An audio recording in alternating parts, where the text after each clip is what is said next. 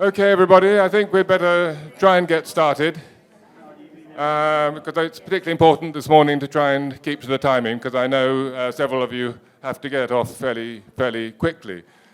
Speaking of getting off fairly quickly, I should forewarn you that I gather there's some sort of bicycling event in Berlin today, and the hotel have advised us that getting taxis might be quite difficult. So if you were assuming your taxi back to the airport, you may actually have to end up taking public transport, which shouldn't take much longer, but just to forewarn you to allow for that. The other thing, which I'm afraid we've left at the very last minute, are the feedback forms, which should have been in your original pack, but they're here now, and they're on, if you haven't had them already, they're on a little triangular table at the end of this alley, and do, if you have got time to fill them out, then they really are a valuable bit of feedback and help us for future plans a lot. Now then, I've been had an easy task of it as chair of this conference because our speaker this morning, Verena Kast, like Andrew yesterday, hardly needs any formal introduction. As I'm sure you all know, Verena was a professor of psychology at Zürich University and now is a training analyst and lecturer at the C.G. Jung Institute. Her publications, of course, are several, so much so that she has a whole table to herself in our Gilbert's excellent bookshop in the foyer. So, you know, if it's a last-minute purchase, do look there. As it happens, it fell to my lot to introduce Verena. And I read her paper with some surprise that, because, you know, there's this background that Mr. Berg alluded to in her excellent presentation this morning of the debate about theoretical perspectives within the Jungian community. And of course, there was a big debate between Barry Proner and Verena some time ago. And really Martin Schmidt yesterday picked up the thread of that in a different version thereof. So it's no secret where I lie on that particular controversy. But of course, with one of the perks of this position, this job as editor here, is that it behoves one to at least make the attempt to suspend one's personal bias when papers are incoming or one's listening to presentations and so on. And so, in that spirit, I read Verena's paper. And I have to say that what I read there was not an account of a process in the consulting room that felt particularly familiar to me. But I have to say, what I thought, and indeed perhaps more important felt at the end of it, was that this was what I would call a properly clinical paper, than which there is no higher praise in my book. So I give you Verena Kast.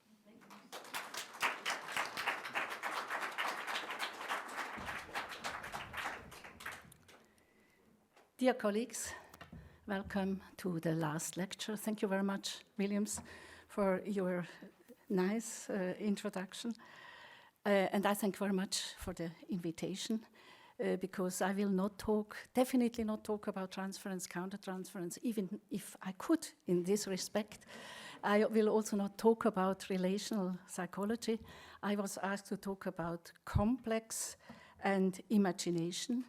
And this I will do, and I will start talking about imagination, then I will switch to the complexes, come back to imagination, and then I will talk about clinical material. For me, active imagining means to concentrate on fantasies and to let them flow. So I give you an example, and I need your fantasy, I need your imagination, and so you could just start with that. For example, I see a bird, I follow this bird, it leads me in a certain landscape that I can describe. The bird and the landscape trigger a specific emotion.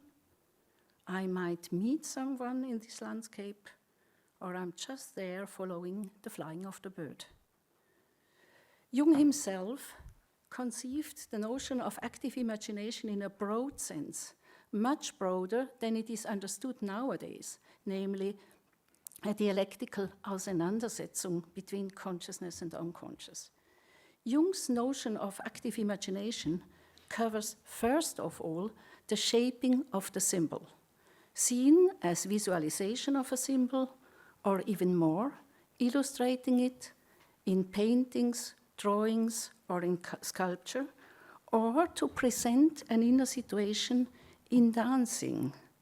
This is also a kind of active imagination. That means, in a way, the symbol is embodied. For me, a very interesting aspect we haven't explored really, I think. It is important to me to keep this broad idea about active imagination by Jung in mind, even if over time only the development of the image in fantasy in a waking situation and the active dialectical interaction with it has been called active imagination. Jung mentioned the idea of active imagination in 1916 for the first time in his essay, The Transcendent Function. In this essay, he describes the formation of symbols. He does not use the expression active imagination, but deals with the question of how human beings are able to concentrate on their fantasies and to shape it. Especially important for him was to eliminate critical attentiveness. These inner images or inner words have to be expected, perceived, and expressed in words or paintings, even sculptured with the whole body. This was his primary accent. Jung spoke about active imagination in more detail in the introduction to Richard Wilhelm's The Secret of the Golden Flower. In those remarks, he spoke in first place about the psychic faculty of letting the flow of the inner images happen, unhindered as a prerequisite for dealing with fantasies. The psychic faculty of letting happen is comparable to the flow of inner images. And this is not easy because anxieties might block the flow of the images. The inner critical voice, so Jung, has to be eliminated. I think the critical voice can also be portrayed in visualization and dealt with. In a letter, 47, Jung describes in a brief way what he understands by active imagination. The point is that you start with an image. Contemplate it. You remember Giovanni Sorge's introductory talk. Contemplation was very important for Jung at this time. Contemplate it and carefully observe how the picture begins to unfold or to change. Don't try to make it into something, just do nothing, but observe what its spontaneous changes are. Any mental picture you contemplate in this way will sooner or later change through a spontaneous association that causes a slight alteration of the picture. You must carefully avoid impatient jumping from one subject to another. Hold fast to the one image you have chosen and wait until it changes by itself. Note all these changes and eventually step into the picture yourself, and if it is a speaking figure at all, then say what you have to say to that figure and listen to what he, she, or it has to say. Thus, you can not only analyze your unconscious, but you also give your unconscious a chance to analyze yourself. And therewith, you gradually create the unity of conscious and unconscious, without which there is no individuation at all. This was a quotation from a letter to Mr. O from 47. And in this description of active imagination, it is clearly expressed that the observation of the inner image is important, but also the dialogue with inner figures, if possible.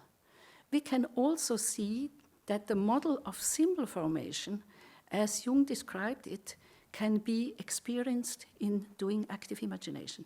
The unconscious can be perceived, must be observed and accepted, and in dialoguing with the waking ego consciousness in reflection, both the conscious mind and the unconscious can become altered, expressed in changing symbols or in new formation of symbols. These symbols are signposts in the process of individuation, this process of maturation and transformation, in which, through the dialogue between the unconscious and the consciousness, a human being is on the way to become who he or she really is, but never was. The technique of the individuation process and the technique of the active imagination, finally, are the same in accordance with C.G. Jung's understanding of symbol formation. About imagination, C.G. Jung gave us this very important definition. I quote, "Imagination is the reproductive or creative activity of the mind in general. It is not a special faculty, since it can come into play in all the basic forms of psychic activity. Fantasy, as imaginative activity, is simply the direct expression of psychic life or psychic energy, which cannot appear in consciousness except in the form of images or contents." Neuroscience could say a lot about this nowadays in the same direction. Now, complexes. There is a coherence between the Jung's understanding of complexes and our imaginations.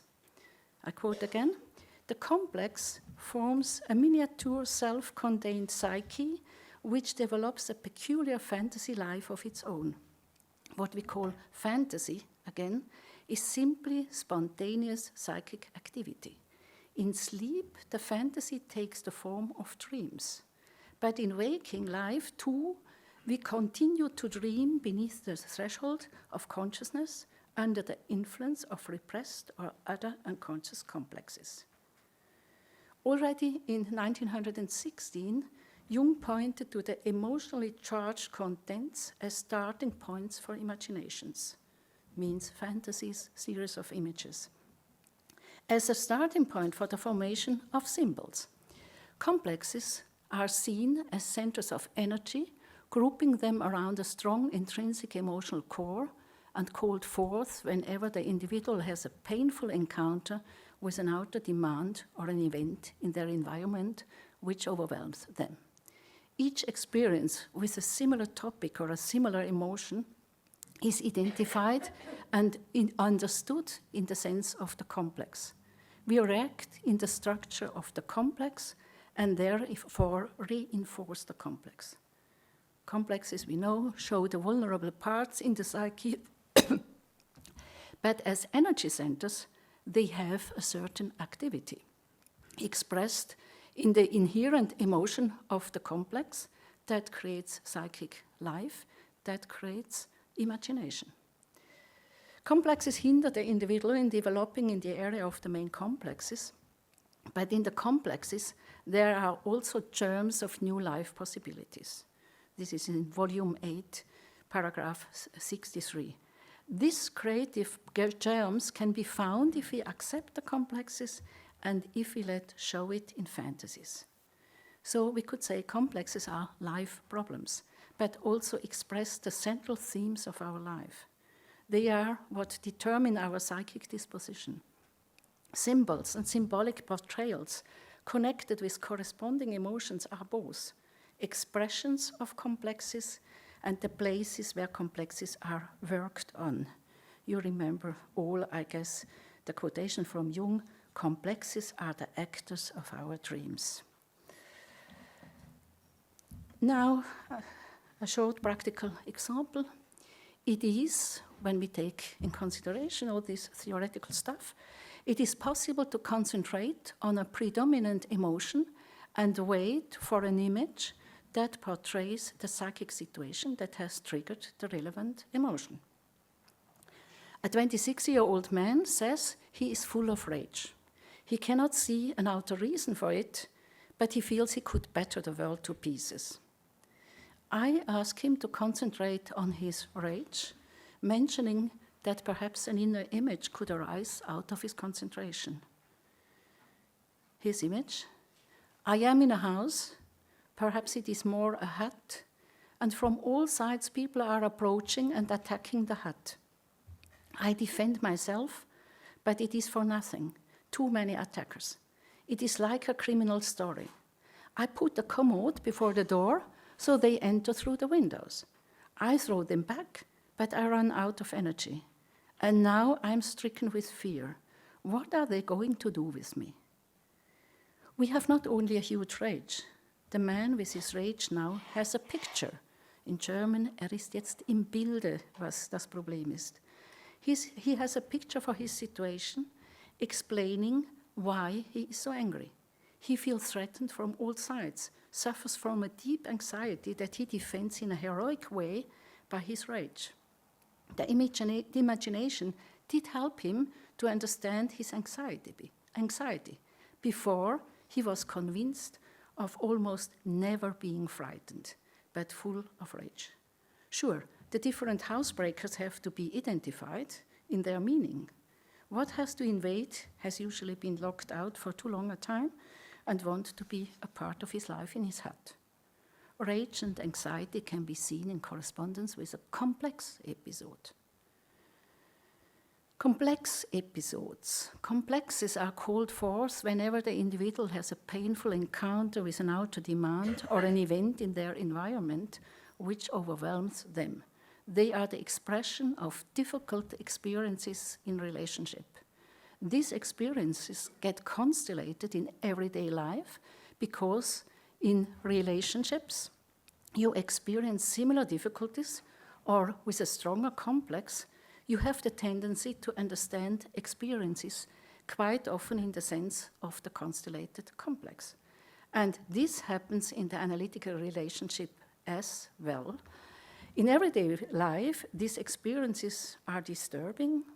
I had once a client, she said, I experience the same rejection all the time, on the train, in the church, at home, in your office. The world threatens me. In the therapeutic relationship, we welcome the constellation of the complex episode. An important problem in relationships is showing up, can be worked on, and eventually changed. And here I could add transference and countertransference, but I don't do it.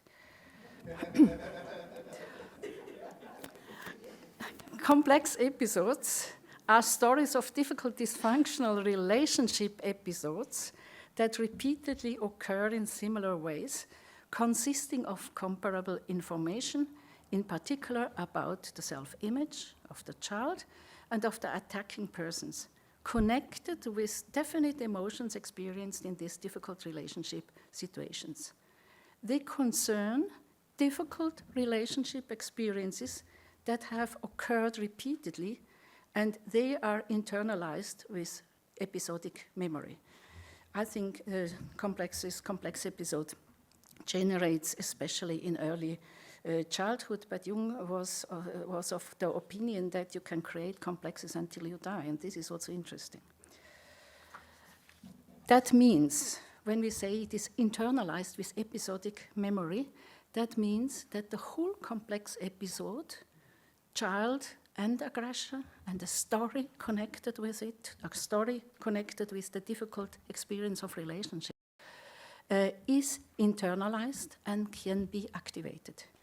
Even though there is often an identification with the child part of the complex episode, and the human being with the complex is convinced that all other people attack them in the way the attacking figures of the complex episodes did, this might be not true.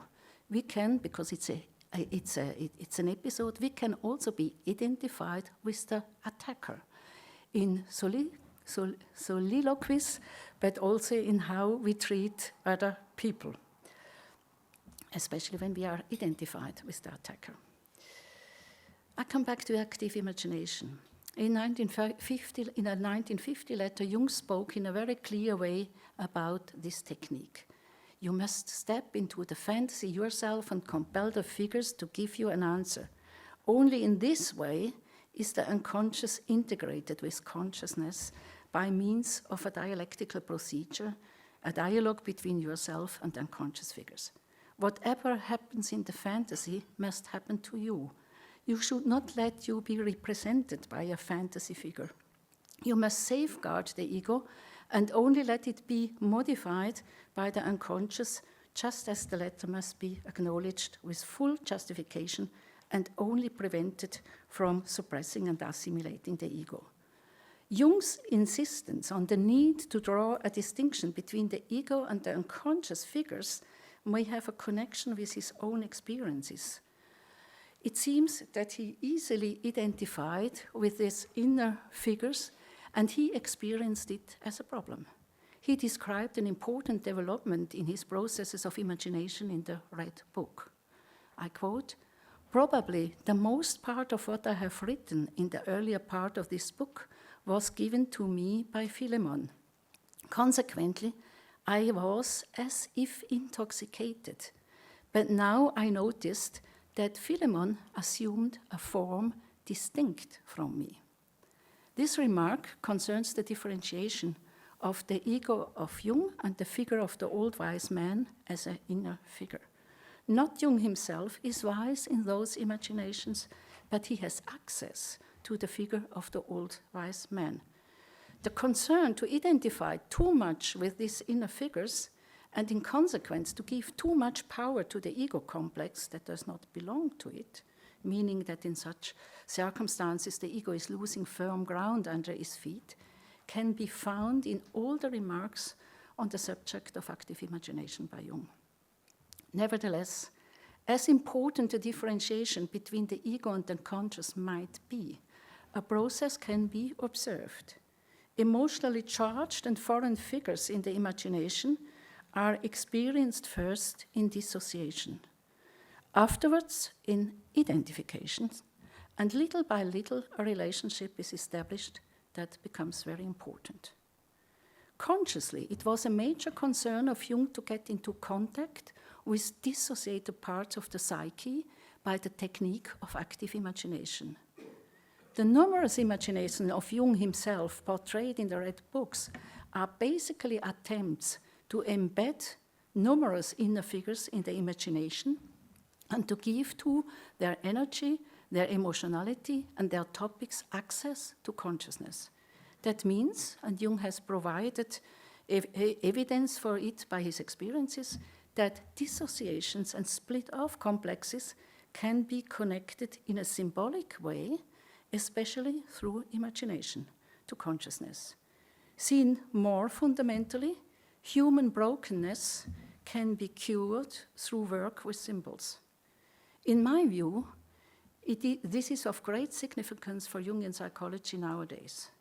The prerequisite for suspending dissociation is to notify and give up identification with the split-off parts and to get into relationship with them. Now, practical. Inner dialogues do not necessarily qualify as being active imagination.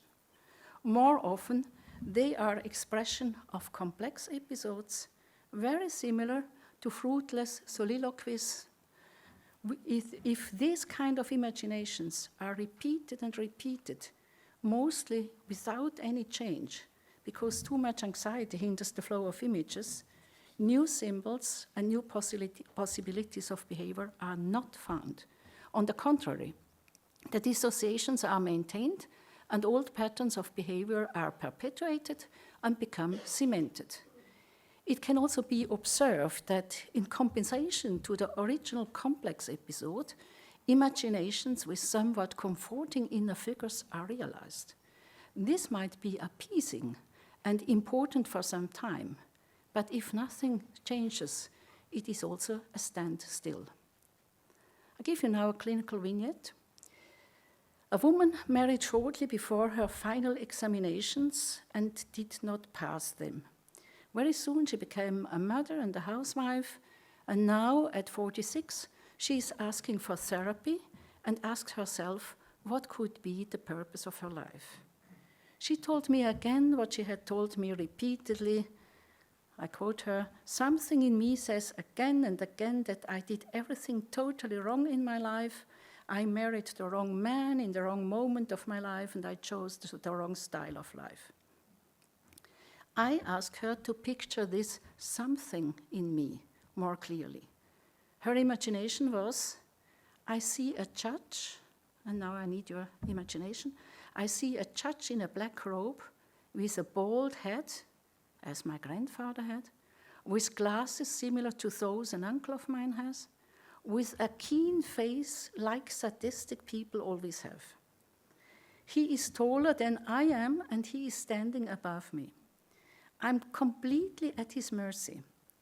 He tells me those well-known sentences. I feel shame. I could cringe for shame. I should have seen all this by myself. I excuse myself, and I want to correct myself. I interrupt her with the remark, this does not work. I ask her to go deeper with images of relaxation. She has. She does it and feels slightly better. The judge, as an inner figure, composed of different aspects of the authorities she experienced in her life, renders his judgment, and the analysand is full of shame and wants to correct everything. Her intention will have no success. This is why I intervened, saying her wish is illusionary. It is not clear to her which concrete situation she wanted to change or in what direction. She had a generalized will for improvement and correcting, but being totally abstract, this was no help. Because for correction, concrete little steps are required. Talking with her after the imagination, we tried to find out if things are so like the judge pretends they are. We find that he uses words like always and everything wrong. We could be skeptical about it because always is never, and to do everything wrong is really difficult. Also, that was what I said. Also, the questions as to why this judge assumes the right to evaluate her life is discussed. And also the question about her arguments for the life she has conducted. Then without arguments for it, she would have changed it years ago. We clarify why she gives such importance to this judge, even placing him above her, and why she sees herself next to him as unimportant. It is evident, as this is mostly the case in connection with complex episodes, that the attacking figures are summarizations of some people, in this case, a person she experienced as judging and shaming her, and there had been a lot of narratives, because complex episodes we can detect from narrative, and her narrative was she had a very, very important, wealthy, demanding grandfather who tortured the whole family. It was not only her, but it was also her parents. So after this reflection, I propose trying another imagination, one in which she tries to be more active. I propose addressing the discontent. Being so reproachful refers to discontent. To address this can help much more than identifying with the victim and experiencing shame. The analysand talking to the judge. You are discontent with me. The judge, you, using the German du, are doing everything in a wrong way. Always wrong decisions, wrong choices, you are always wrong. Analysand, why do you not use sie? Judge, I always did. You can say du to me too. Analysand, no, I do not want to. I want you to say sie. Judge, as you prefer. That does not change anything about the fact that you are a loser. Analysand, does this disturb you that much? Judge, eminently. I had such great expectations in you. Sure, you are only a woman, but something would have been possible, nevertheless, considering your intelligence. And then, it is immense laziness.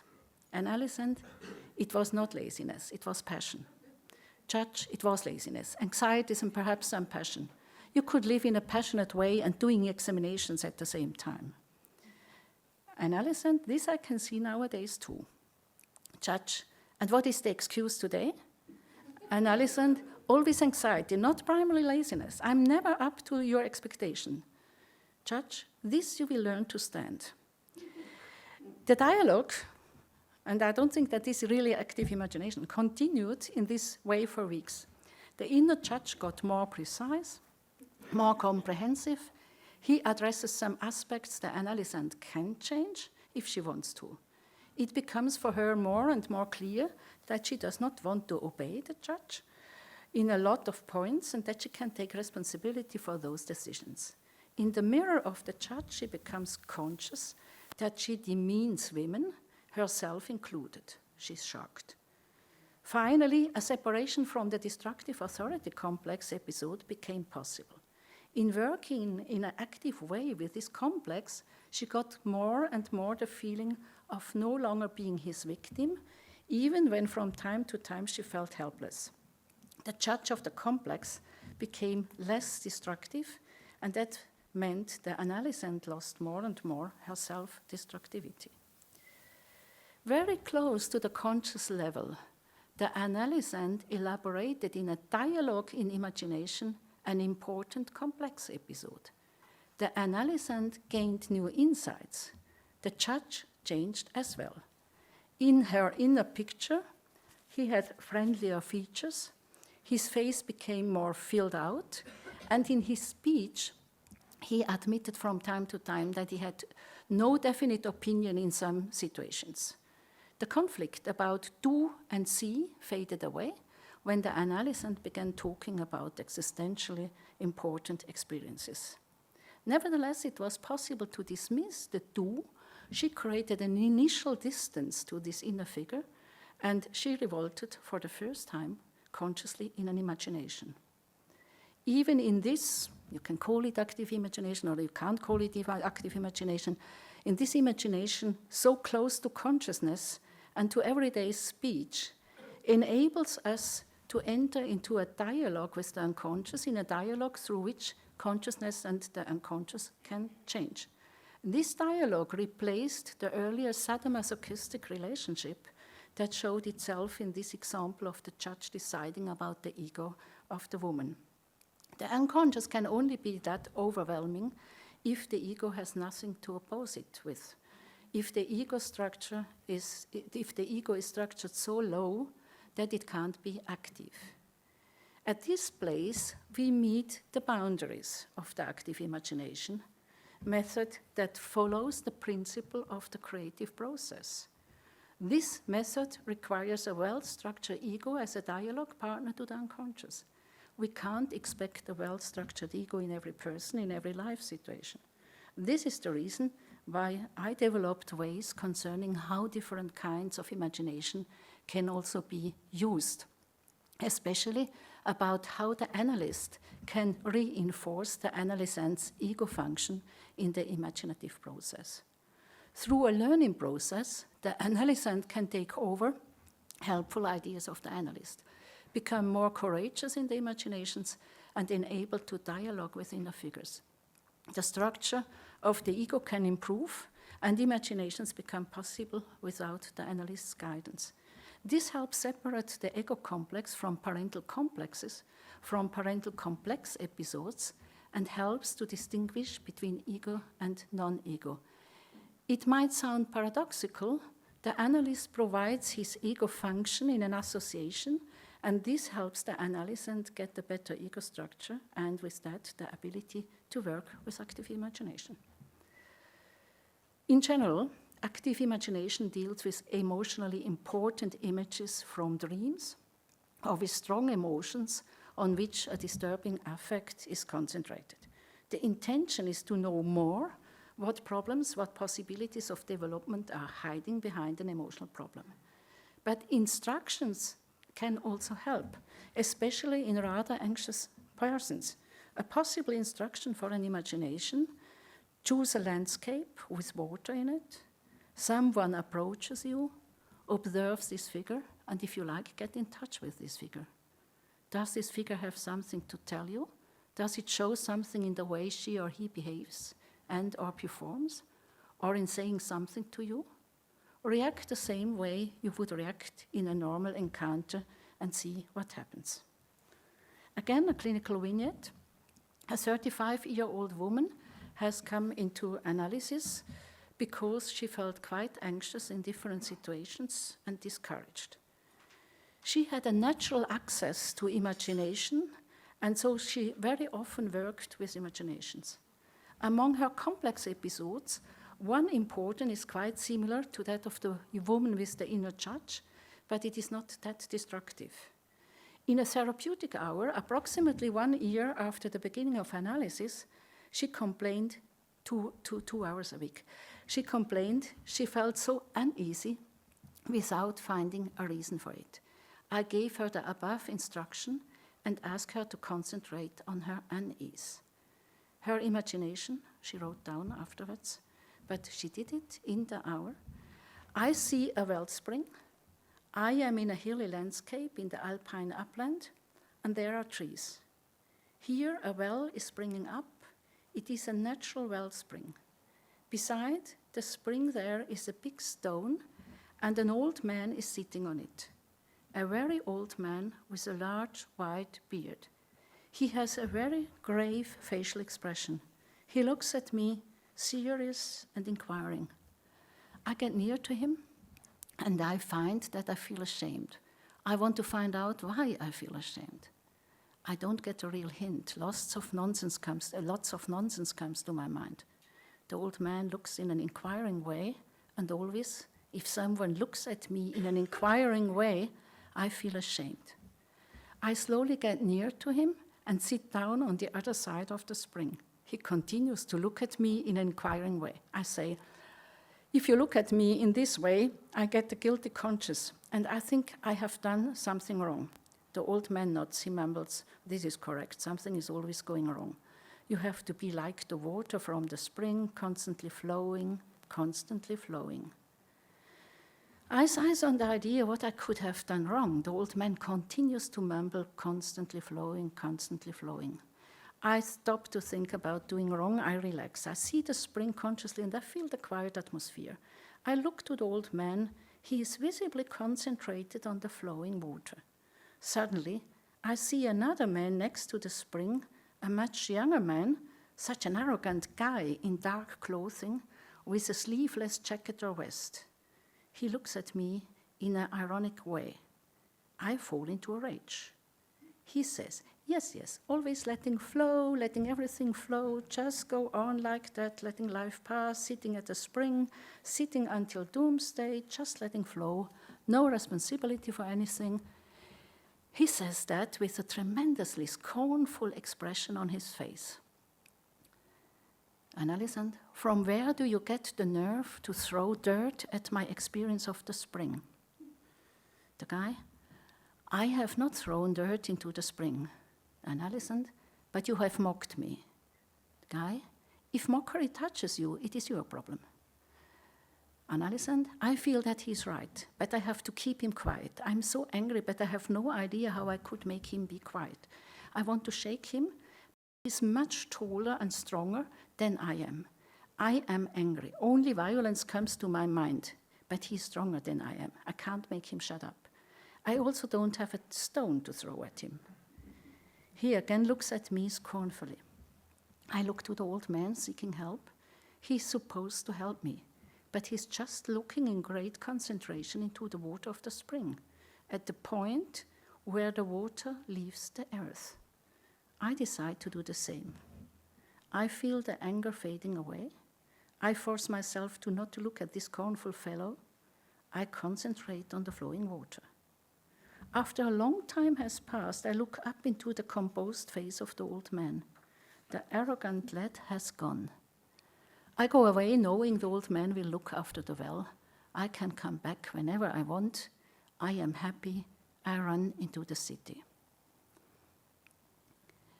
During and after the imagination, the analysand is very much impressed by this old man, by his ability to concentrate and his presence.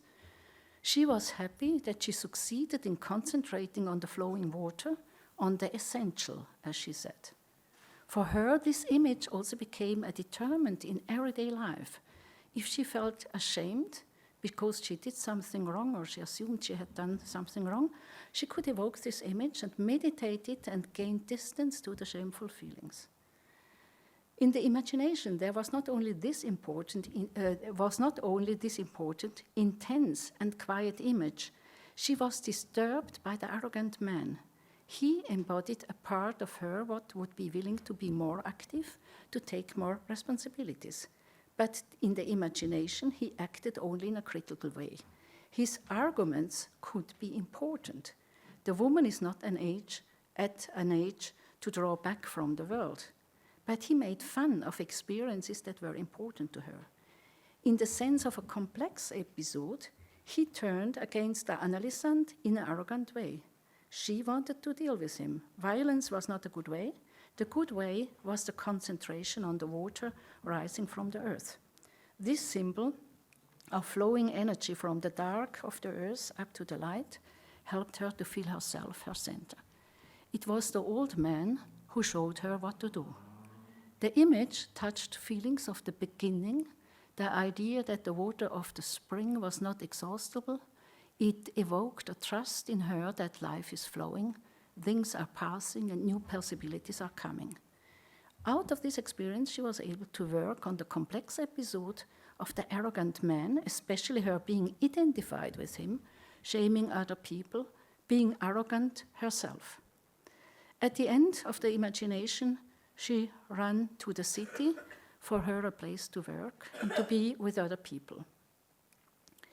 Active imagination is very often defined by Jung as a method for helping deal with irritating affects.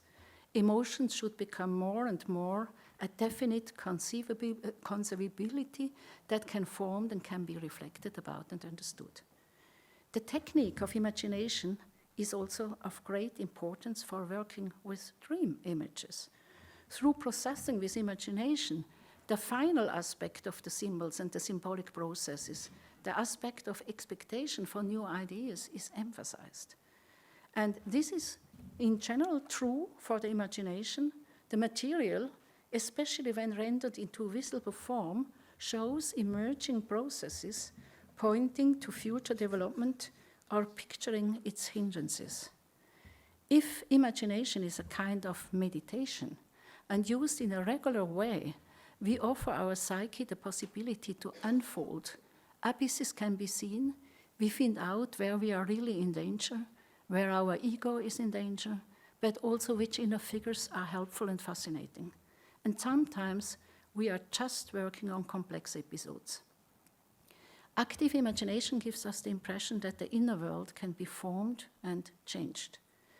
In several places, Jung has identified active imagination as a method at the end of the analysis, as the possibility for the analysand to become less dependent on the analyst. It is not the analyst who is analyzing the unconscious any longer. It is the analysand doing it with active imagination. That Jung brought this method into connection with the ending of an analysis might be one reason why it is considered to be that difficult. Jung and some of his followers, for example, von Franz, with whom I had a lot of experiences in active imagination, asked analysands to do active imagination at home, to write it down and to bring the notes to the analytical hour. The analyst read the notes and did not give any comment so as to not disturb the process. This practice can be helpful at a very advanced stage, and it is used without the analyst by analysands. I myself think it's a good idea to practice imagination and also active imagination in the analytical setting.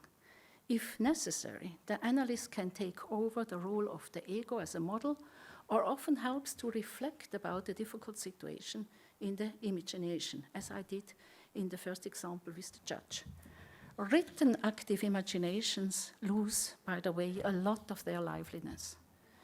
Active imagination within the analytic process can be experienced as an impressive and creative process that develops between the two, and that can give the analytical relationship a certain depth, since through working on images in the own psyche become vitalized in both of them.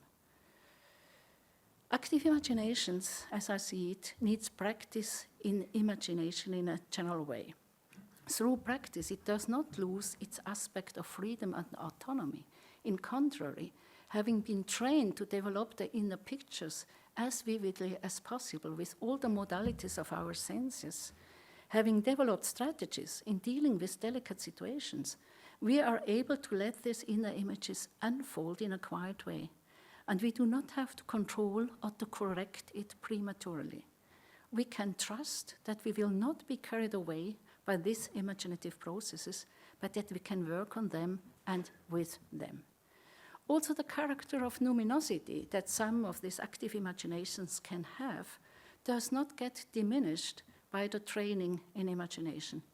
In imagination, even in very early stages, we can find contents connecting us with the depths of our soul. But very often in imaginations, we deal with everyday problems with complex episodes. We have to assimilate those contents that the process provides at the time they arise. They are the currently accessible resources. I think active imagination is an important form of self-care that leads to being truly alive. Thank you very much for your attention.